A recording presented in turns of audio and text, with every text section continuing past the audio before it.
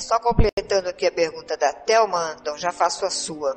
Então Jesus era o ego de Cristo? Jesus é um ego, foi um ego. Foi um ego de um espírito.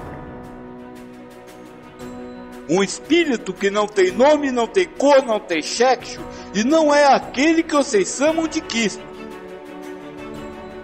Chabo, vou lhe dar um exemplo para você ficar mais claro. O Chico Xavier é um ego. Um ego que estava ligado ao espírito. E ao mesmo tempo que este ego estava ligado a um determinado espírito, por funções espirituais, este ego servia como médium para o Emmanuel, para o André Luiz. Então é o mesmo processo. Havia um espírito que estava ligado ao ego Jesus. E o Cristo interplanetário se utilizou deste espírito ego para trazer suas mensagens. Na verdade, e aí nasce o Jesus Cristo. Jesus médio trabalhando com Cristo, o espírito governador planetário. Agora, isso começa depois do batismo no Rio Jordão, que é quando aparece a pomba e diz: este é meu filho querido. Ali começou o Jesus Cristo. Por isso é que todos os evangelhos citam esta passagem como marco, como início da caminhada de Jesus Cristo. Antes havia Jesus o Nazareno, Jesus filho de José. Era isso que existia. E este era o ego de um espírito que não é aquele que nós diz que é o governador geral do planeta. Anton diz: as tentações foram criação do ego. Satanás: até que ponto o espírito desencarnado, espiritando por aí, mantém, ou seja, se deixa levar pelas ilusões humanas? O que ele disse que chama tentação? Chama tentação, filho? Não, fala, repete a pergunta. As tentações foram criação do ego. Não, as tentações não são criação do ego. As tentações são criações de Deus, através do ego. As tentações são, vamos dizer assim, a base da aprovação do espírito. Então é criado por Deus, não pelo ego. O ego não pode criar nada. Por quê? Porque o ego não existe.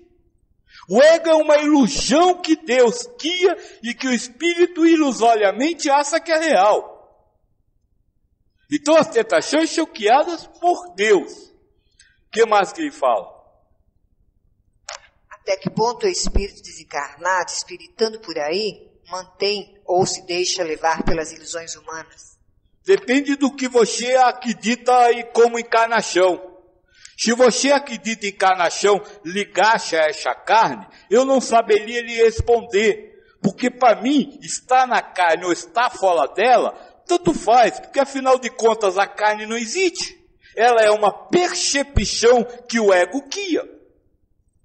Que Deus cria através do ego.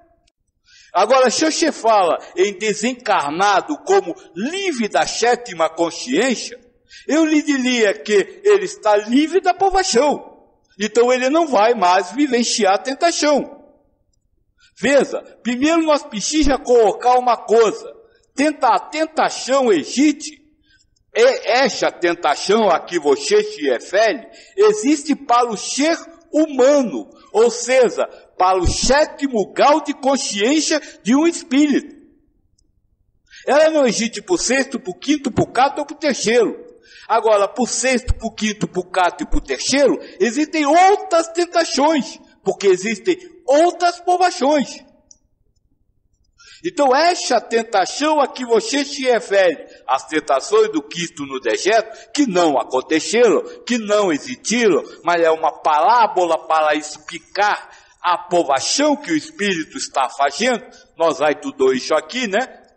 Se acaba quando acaba a ilusão de achar que a sétima consciência é real. Olha, nos ensinamentos judaicos, Deus criou as trevas, onde nos situamos. Por isso, nos identificamos com o ego e não temos consciência de nossa partícula divina. E segundo o mesmo ensinamento, isso é que é a causa da individualidade, criada pelo amor divino. O senhor concorda com isso? Eu só mudaria uma palavra, é porque às vezes se tem diferença numa palavra que, vamos dizer assim, arrasa toda uma lógica. Na verdade, as trevas, ou este mundo carnal que você chama, que o judaísmo chama de trevas, dá o individualismo, não a individualidade.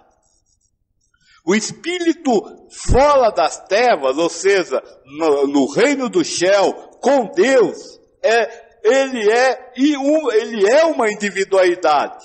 Só que ele não tem individualismo. Ao ligar-se a este ego, por ele acreditar que ele é o ego, ou seja, por você acreditar que você é a pessoa humana que imagina ser, você se torna individualista.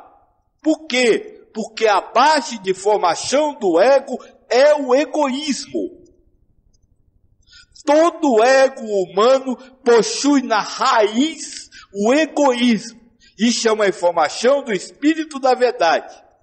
E isso é uma realidade. E eu já vou falar sobre isso.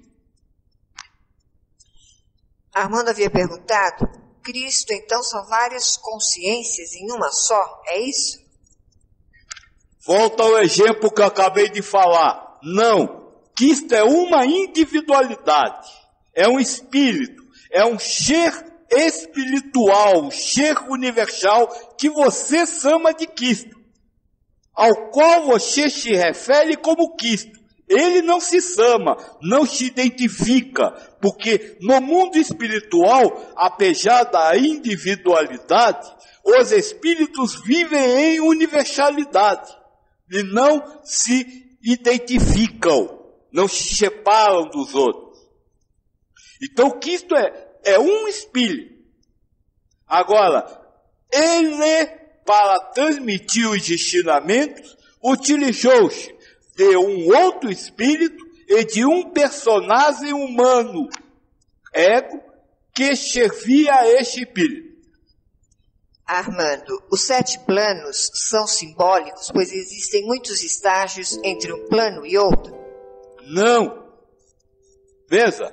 Um plano espiritual é um plano espiritual. Ele é determinado por uma faça, não por uma linha reta fina, por uma faça, que é o que você chama de subdivisões.